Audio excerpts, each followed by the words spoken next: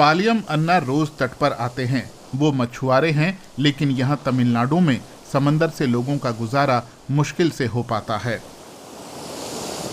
पालियम हमेशा स्मार्टफोन साथ ले जाते हैं। जो कुछ भी दिखता है उसे दर्ज कर लेते हैं। 6 साल से ये सिलसिला जारी है। मछलियों के इलाके लगातार सिकुड़ रहे हैं।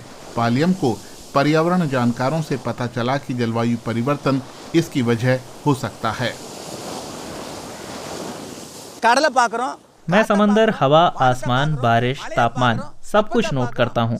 सूरज दिख रहा है या नहीं, क्या सुबह आसमान लाल था, क्या इंद्रधनुष निकला था, बिजली कड़की थी, बादल गरजे थे या नहीं। इस तरह 47 कैटेगरियों में हम डेटा जमा करते हैं। वो सारा डेटा एक बड़े टेबल में दर्ज करते हैं ताकि कोई जानकारी छूटे ना। पार्वती नायर कलाकार हैं। वो अपने काम के जरिए वैज्ञानिक विषयों को आसान बनाती हैं, जिनमें जलवायु परिवर्तन भी एक है। अपनी रिसर्च के दौरान वो पालियम से मिली। मुझे लगा कि ये चीज भावी पीढ़ियों के लिए रिकॉर्ड में आनी ही चाहिए। मुझे ये भी लगा कि पालियम की जानकारी और महासागर से जुड़े उनके हुनर का इस्तेमाल महासागरों पर बात करने के लिए करना चाहिए। लगता था मानो पालियम अन्ना के जरिए समंदर को आवाज मिल गई।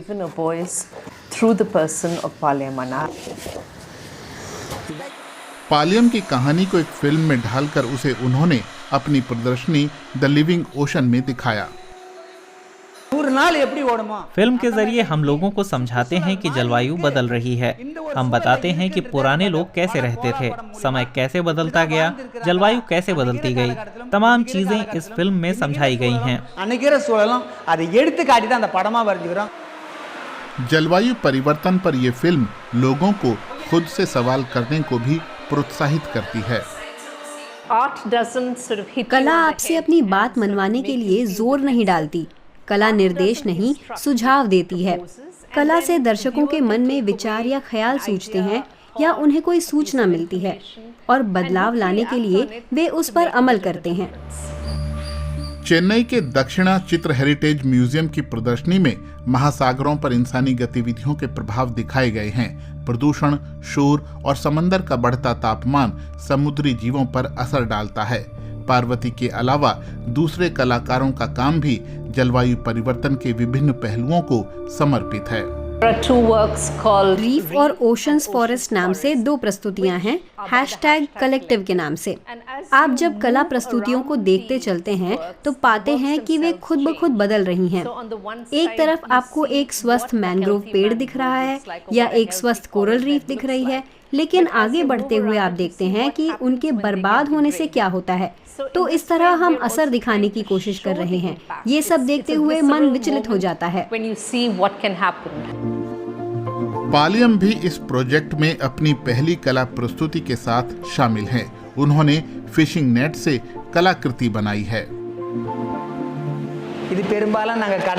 हम ऐसे जाल अपने काम के लिए खरीदते हैं। पार्वती की वजह से मैंने ये कलाकृति बनाई है। पहली बार इस तरह का काम किया है।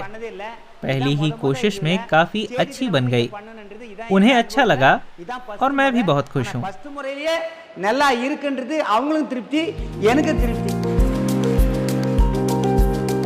पालियम मछुआरे हैं और पार्वती एक कलाकार।